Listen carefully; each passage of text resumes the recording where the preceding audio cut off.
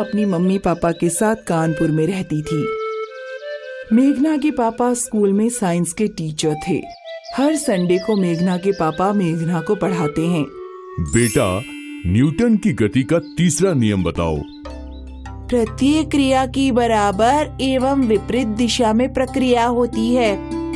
पृथ्वी और सूर्य के बीच कितनी दूरी है?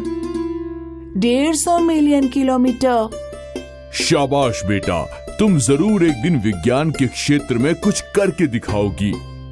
मेघना अक्सर अपने पापा के साथ रात में छत पर आ जाती और तारों से भरे अंतरिक्ष को देखकर तरह तरह के सवाल पूछती रहती। पापा, मैं अक्सर दो चलते हुए तारों को एक दूसरे की ओर आता हुआ देखती हूँ, लेकिन वो एक दूसरे से कभी टकराते क्यों नहीं है? बेटा, वे एक ही लाइन में नहीं चल रहे होते। कोई ऊपर होता है और कोई नीचे, लेकिन दूर से देखने पर दोनों एक ही लाइन में चलते हुए दिखाई पड़ते हैं। एक दिन मेघना के पापा जब ड्यूटी से लौट कर आते हैं तो बहुत उदास होते हैं। क्या हुआ, आज आपका चेहरा इतना उदास क्यों है? मेरी नौकरी छूट गई है। स्कूल वालों ने स्टाफ की छटनी कर दी है। कल से मैं शहर के बाकी स्कूलों में नौकरी की तलाश करूंगा। अगले दिन मेघना के पापा शहर के सभी स्कूलों में जाते हैं, लेकिन दुर्भाग्य से किसी भी स्कूल में खाली जगह नहीं होती। मेघना के पापा घर लौटकर कहते हैं, मुझे कहीं नौकरी नहीं मिल पाई। हमें ये किराए का मकान खाली करना होगा। पापा, फिर हम रहेंगे कहाँ पर? बेटा, शहर में तो अब गुजारा मुश्किल है। हमें गांव चलना होगा। अब मैं गांव में ही खेती किसानी करूंगा और YouTube पर बच्चों को पढ़ाऊंगा। मेघना का परिवार गांव में लौट जाता है। मेघना के पापा मेघना का एडमिशन सरकारी स्कूल में करा देते हैं और रोजाना शाम को उसे खुद पढ़ाते हैं। कुछ साल बाद मेघना बड़ी हो जाती है और दिमाग इतना तेज हो जाता है कि वो 12th क्लास ग्रेजुएट के क्वेश्चन सॉल्व करना सीख लेती है। एक दिन स्कूल में साइंस मॉडल कंपटीशन होता है। मेघना एक रॉकेट का मॉडल बनाती है। कंपटीशन में मेघना को फर्स्ट प्राइज मिलता है। तभी गांव में कोरोना नाम का एक वायरस फैल जाता है, जिसकी चपेट में मेघना के पापा और मम्मी भी आ जाते हैं। मेघना के पापा की मृत्यु हो जाती है और माँ बीमार पड़ जाती है। अब मैं मरने से पहले तुम्हारी शादी कर देना चाहती हूँ। अब तुम्हारे पिताजी तो हैं नहीं। अगर मैं भी मर गई तो कौन तुम्हारी शादी ब्याह की जिम्मेदारी संभालेगा? मेघना की माँ मेघना की शादी गांव के ही एक लड़के से कर देती है। एक दिन मेघना अपने पति से कहती है, सुनिए जी, मेरा 12th क्लास कंप्लीट हो चुका है। अब मैं शहर जाकर यूनिवर्सिटी में एडमिशन लेना चाहती हूँ। लेकिन शहर तो यहाँ से बहुत दूर है। मैं वहीं पर एक कमरा किराए पर ले लूंगी। मैं हर संडे को यहाँ पर आ जाया करूँगी। मेघना का पति समझ जाता है कि मेघना बहुत जिद्दी है। वो अपनी पढ़ाई पूरी करके ही मानेगी। मेघना शहर में एक रूम ले लेती है और कॉलेज में पढ़ने लगती है। एक दिन मेघना जब अपने घर पर आती है तो अपने पति को बताती है, हम लोग कॉलेज में सूरज पर जाने वाले रॉकेट के प्रोजेक्ट पर काम कर रहे हैं। अगर हमारा प्रोजेक्ट अच्छी तरह बन गया तो हमें इसरो में काम करने का मौका मिलेगा। अरे, ये इसरो किस चिड़िया का नाम है? इसरो यानी इंडियन स्पेस रिसर्च ऑर्गेनाइजेशन। वही भारत में सब रॉकेट वगैरह छोड़ता है और स्पेस की टेक्नोलॉजी पर काम करता है। एक दिन जब मेघना कॉलेज की लैब में रॉकेट के प्रोजेक्ट पर काम कर रही होती है तो गलती से लैब में आग लग जाती है। कॉलेज वाले मेघना को निकाल देते हैं। मेघना घर पर रोते हुए आती है और अपने पति से कहती है, मेरी गलती से लैब में आग लग गई। कॉलेज वालों ने मुझे निकाल दिया।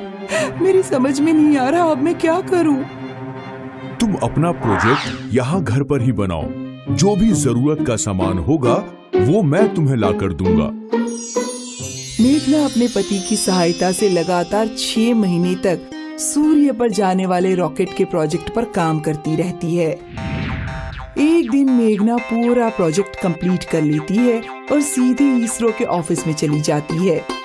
इसरो के वैज्ञानिकों को मेघना का प्रोजेक्ट बहुत पसंद आता है और वो मेघना को इसरो में जॉब का ऑफर भी दे देते हैं। मेघना के प्रोजेक्ट के आधार पर एक असली रॉकेट तैयार किया जाता है। मेघना का शहर के सभी अखबारों में नाम छपता है और मेघना रॉकेट रानी के नाम से फेमस हो जाती है।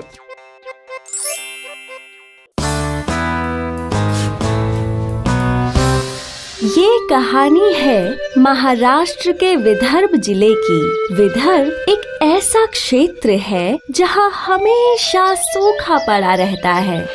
यहाँ के किसानों का जीवन हमेशा संकट में ही रहता है, क्योंकि ना उनके पास पीने के लिए पानी है और ना ही खाने के लिए अनाज। इन्हीं किसानों में से एक थे तुकाराम गायकवाड़, जिनके पास बहुत बड़ी जमीन तो थी, लेकिन सूखे के कारण सिर्फ छोटी सी जमीन ही उपजाऊ थी। तुकाराम गायकवाड़ की एक ही बेटी थी, पूनम, जिसे वो रोज स्कूल छोड़ने जाते थे।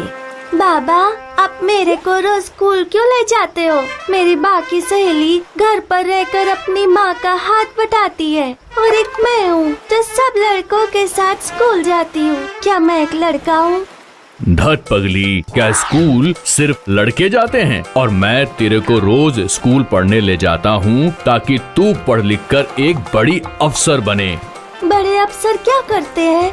वो बड़े बड़े ऑफिस में बैठते हैं, काम करते हैं, उनके पास बड़ी बड़ी गाड़ियाँ होती हैं और बंगले भी। वो खेती नहीं करते क्या? नहीं, भला वो खेती क्यों करेंगे? तो मुझे बड़ी अफसर नहीं बनना। वो क्यों? क्योंकि मुझे तो खेती करनी है। धत पगली, चल तेरा स्कूल का समय हो गया है, जा स्कूल जा।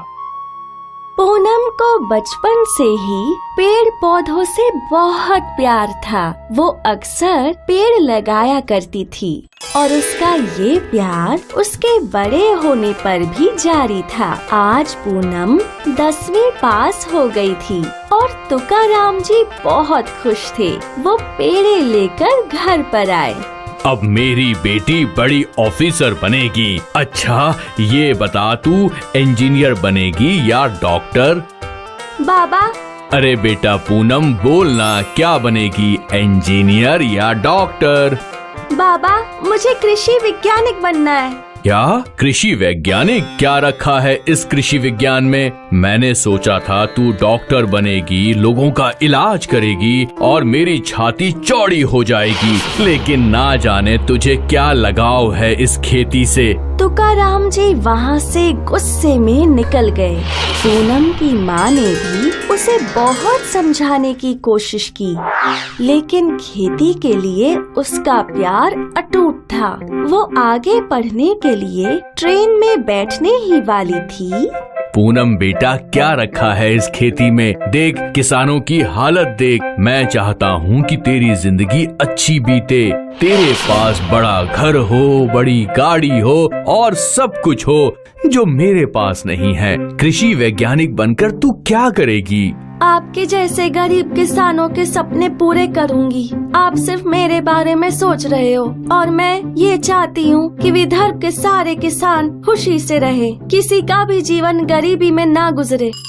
फिर पूनम की ट्रेन छूट गई और वो पुणे के लिए निकल गई। उसने पुणे में एक कॉलेज में एडमिशन लिया। पूनम दिन रात खेती और पौधों के बारे में पढ़ती रही और आखिर 5 साल पढ़ाई करने के बाद वो दिन आ ही गया जब पूनम एक कृषि वैज्ञानिक बनी।